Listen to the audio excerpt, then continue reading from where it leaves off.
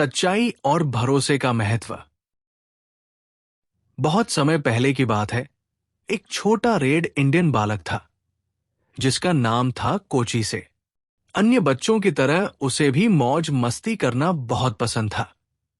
कभी वो अपने रेड इंडियन दोस्तों के साथ खेलता और कभी वो कल्पना करता कि वो जानवरों के साथ खेल रहा है।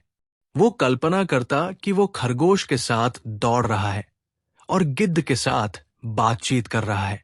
लेकिन जैसे उसकी उम्र बढ़ी, उसे समझ आया कि उसे खेलने कूदने के अलावा भी बहुत कुछ करना है। एक दिन उसके पिता ने कोचीसे को अपने पास बुलाया।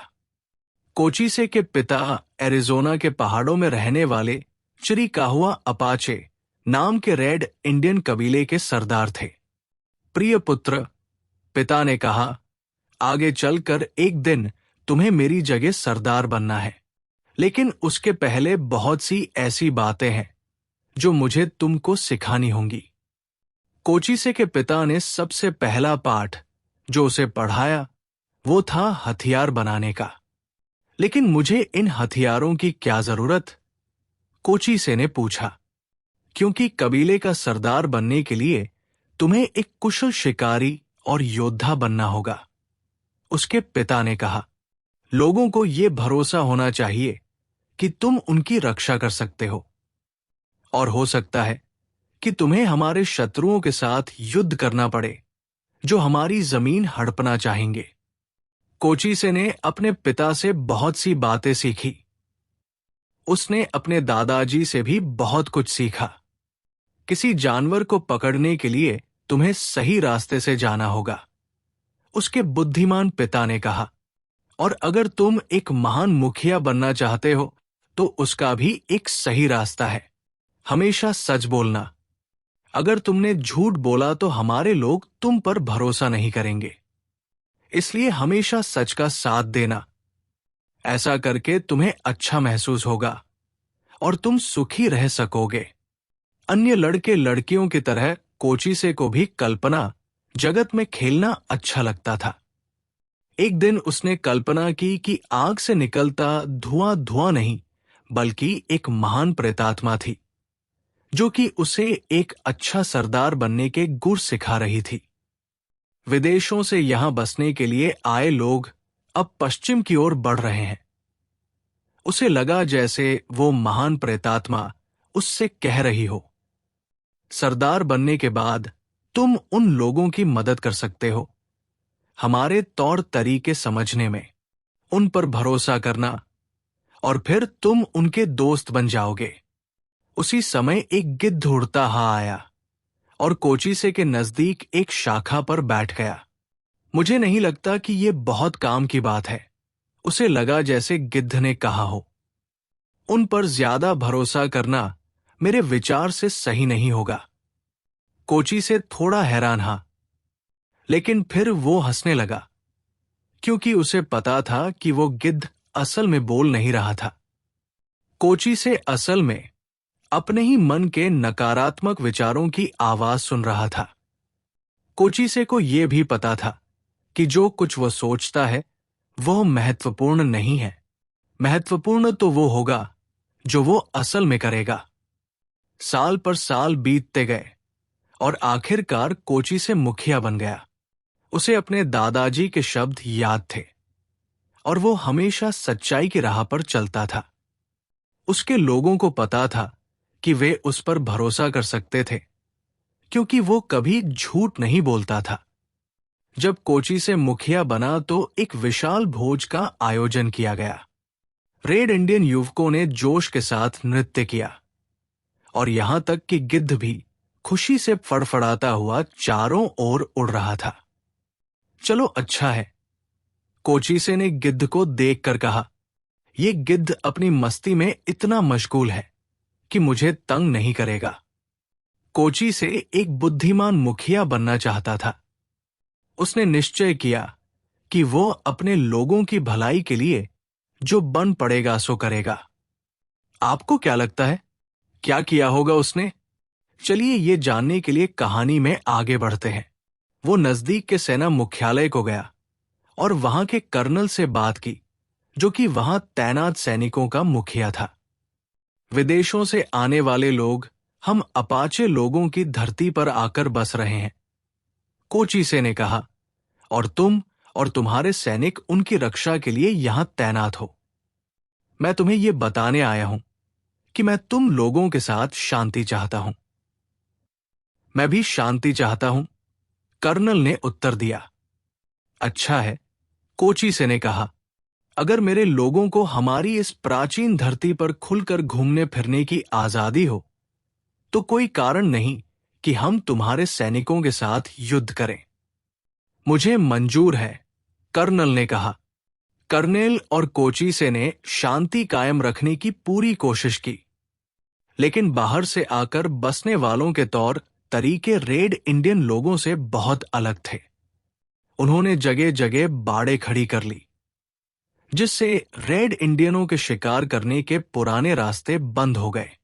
इससे रेड इंडियन लोग बड़े हैरान और नाराज हुए। हर कोई उत्तेजित और क्रोधित था।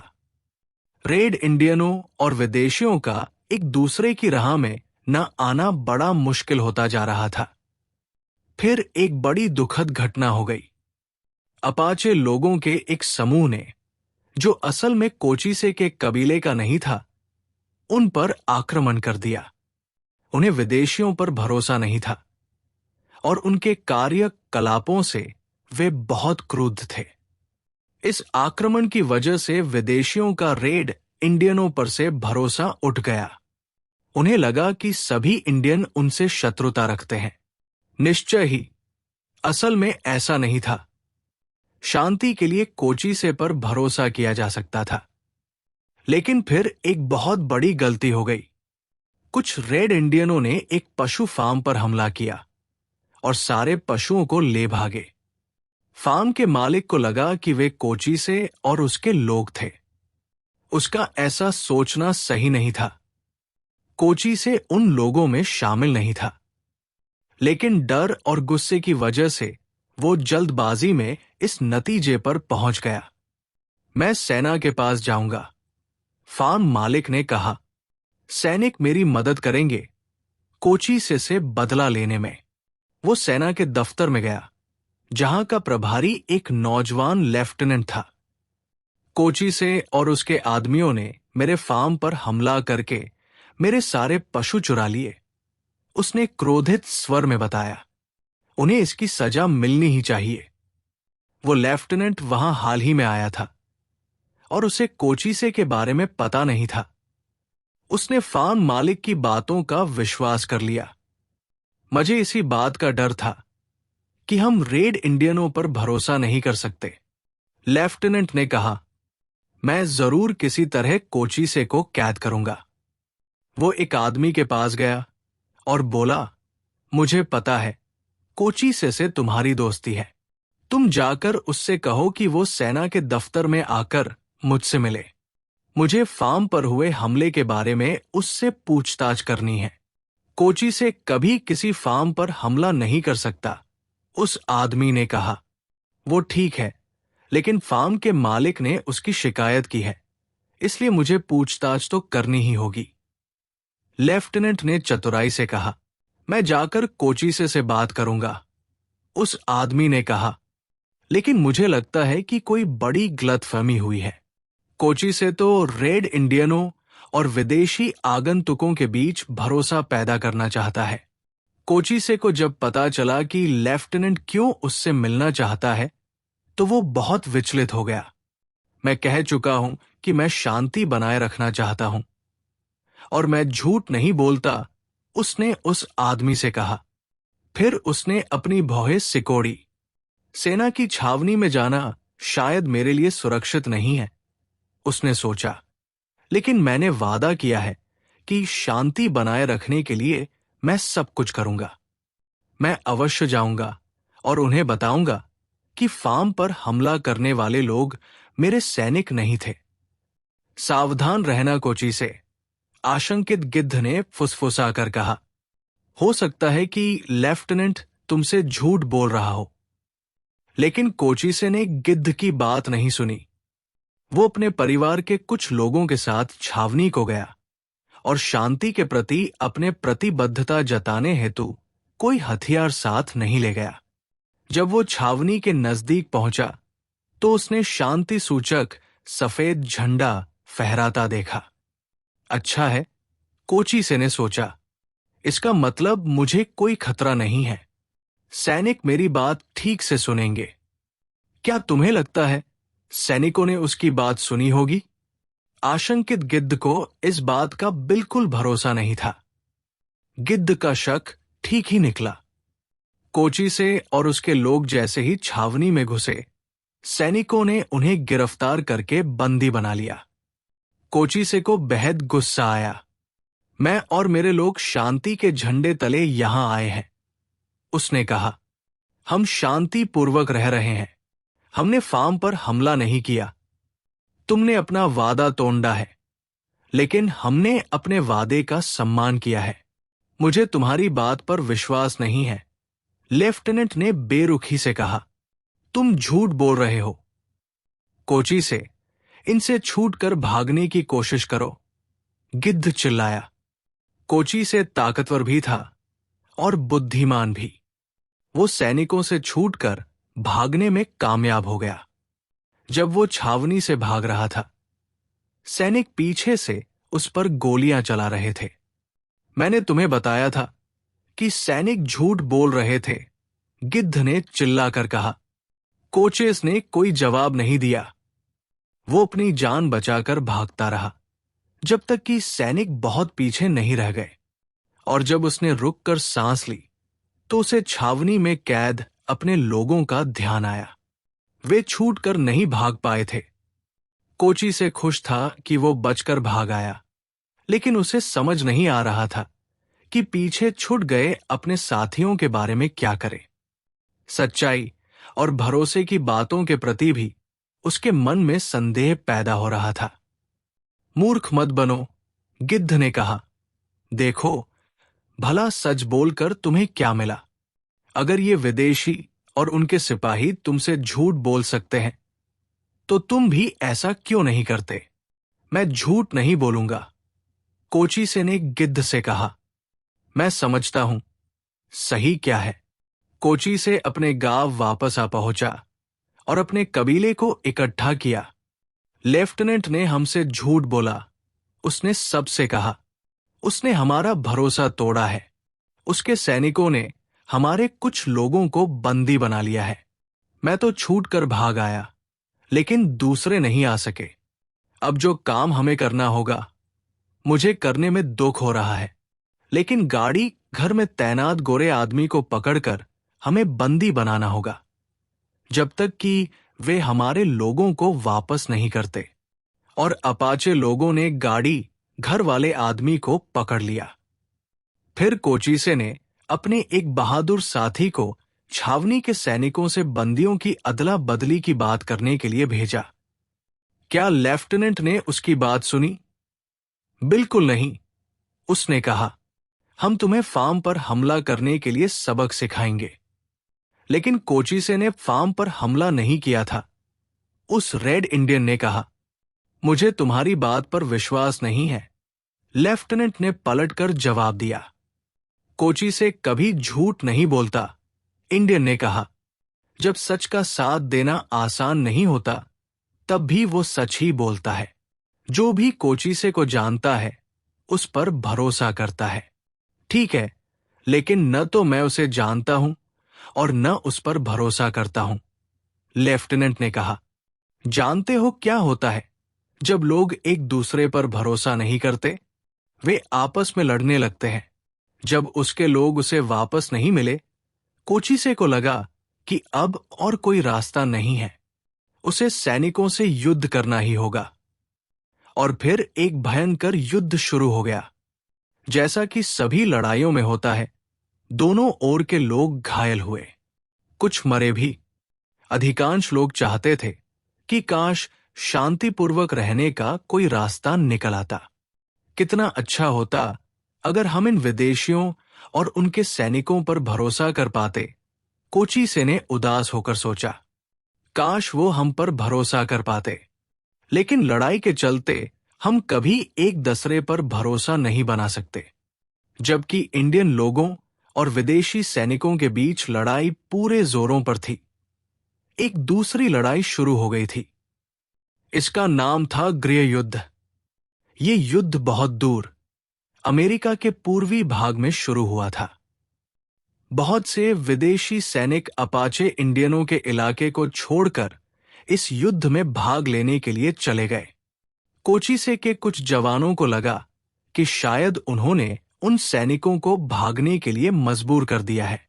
कोचीसे, इस बात से इतने आश्वस्त मत हो जाओ, गिद्ध ने उसे चेताया।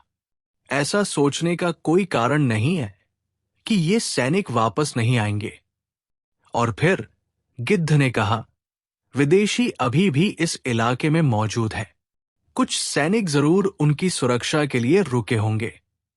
तुम्हारी लड़ाई अभी खत्म नहीं हुई है। कोचीसे को लगा कि शायद गिद्ध सही कह रहा है, लेकिन लड़ाई के दौरान ही एक अच्छी बात हुई। एक दिन एक गोरे आदमी टॉम जेफोइस को एक घायल अपाचे लड़का मिला। हालांकि टॉम अपाचे लोगों के यानी दुश्मन इलाके में था, उसने रुककर उस लड़के की मदद की। टॉम पहले अपाचे लोगों से युद्ध कर चुका था। उसे पता था कि उसकी जान को खतरा हो सकता है, लेकिन वो एक अच्छा और दयालु इंसान था और अधिकांश अन्य गोरे लोगों से भिन्न था। टॉम अपाचे लोगों का सम्मान करता था। उसने उनकी भाषा बोलना भी सीख लिया था। उसने उस इंडियन लड़के को सुकून पहुंचाने की पूरी कोशिश की, और ये जानते हुए भी कि अपाचे बस्ती में जाने से उसे खतरा हो सकता है, उसने उस लड़के को उसके घर पहुंचाने का वादा किया। टॉम अपने घोड़े पर उस लड़के को बिठाकर अपाचे के गांव में पहुंचा। वहां क्रोधित अपाचे जवानों ने उसे घेर लिया। टॉम चिंतित हो उठा। उसे पता था कि अपाचे लोग गोरों पर भरोसा नहीं करते, लेकिन उस छोटे लड़के ने चिल्लाकर सबको बताया, इस आदमी ने मेरी जान बचाई है। अपाचे योद्धाओं की समझ नहीं आया कि वे इस गोरे आदमी का क्या करें, जो उनके गांव में चला आया था। वे आपस में विचार विमर्श करने लगे, हमें इसको कोचीसे के पास ले जाना चाहिए। उनमें से एक ने कहा, हाँ। दूसरा बोला, कोचीसे को ही निर्णय करने दो कि इसका क्या करें। पहले उसने उस गोरे आदमी से पूछा, तुम हमारे गांव में भला क्यों घुसे? क्योंकि ये लड़का घायल और लाचार था। टॉम ने कहा, मैं इसको मरने के लिए तो नहीं छोड़ सकता था। कोचीसे को बड़ा आश्चर्य हुआ। एक इंडियन लड़के को बचाने के लिए तुमने अपने जान जोखिम में डाली। उसने कहा, जरूर तुमने कभी हम लोगों से युद्ध नहीं किया होगा, लेकिन मैंने किया है, टॉम ने स्वीकारा। कोचीसे ने टॉम को और देखा। तुम यहां हमारे तंबू में हो और हमारे योद्धाओं से घिरे हुए हो, और फिर भी ये स्वीकार करते हो कि तुम हमसे युद्ध कर चुके हो, उसने कहा। फिर कोचीसे ने अपने योद्धाओं से कहा, ये गोरा आदमी झूठ नहीं बोल रहा है। मुझे लगता है हम इस पर विश्वास कर सकते हैं, क्योंकि कोचीसे ने देखा कि टॉम ने तब भी सच बोला जब उसके लिए झूठ बोलना अधिक सुरक्षित था। टॉम की बहादुरी और सच्चाई के लिए कोचीसे के मन में सम्मान पैदा हुआ और दोनों अच्छे दोस्त बन गए। दोनों एक दूसरे पर पूरा भरोसा करने लगे। वे सगे भाइयों जैसे हो गए थे। कोचीसे, गिद्ध ने कहा, क्या तुम इस गोरे आदमी पर पूरा भरोसा कर सकते हो?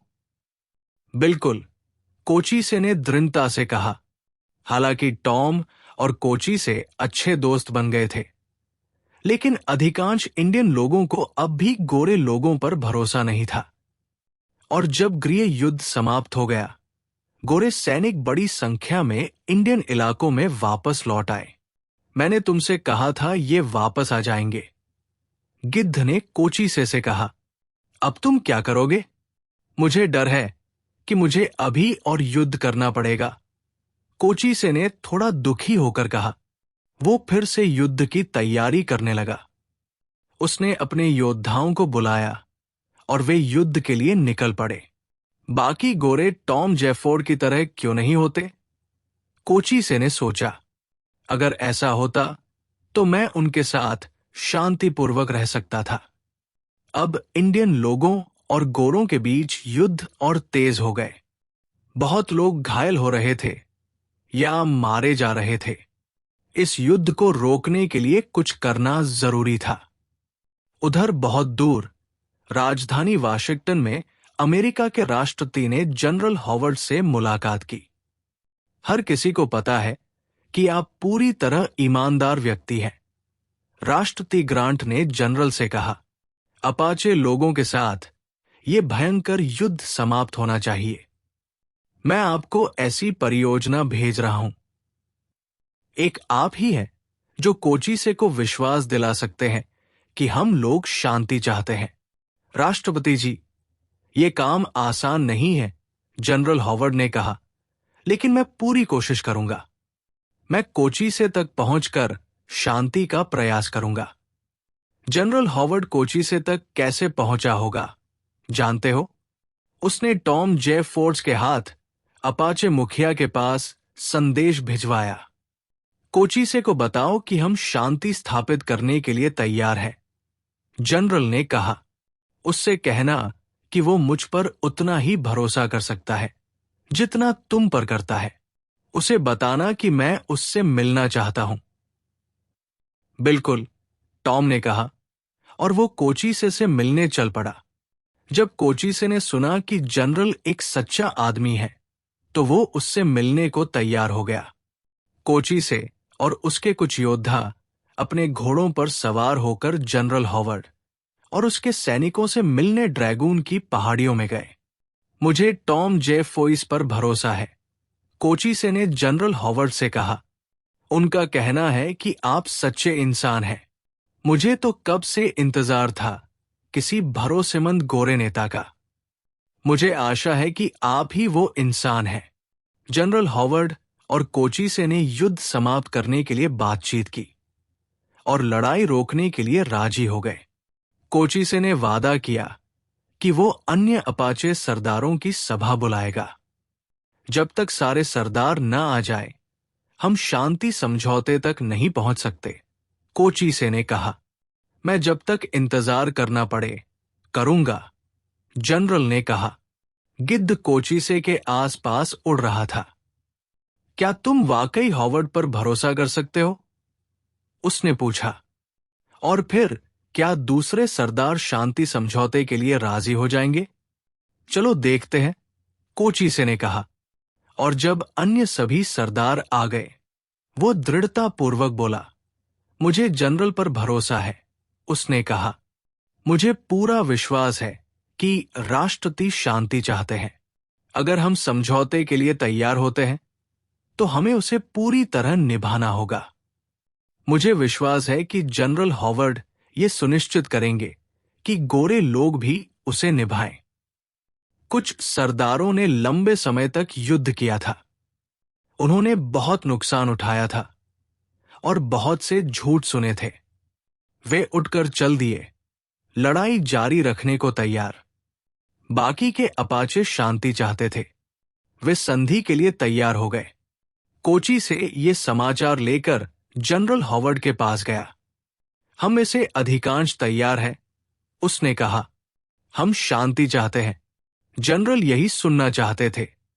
मुझे पूरा विश्वास है कि रेड इंडियन और गोरे लोग खुशी खुशी साथ रहना सीख सकते हैं, उन्होंने कहा। हो सकता है ये सच बोल रहा हो, शक्की गिद्ध ने सोचा। मैं इंतजार करूंगा और देखूंगा।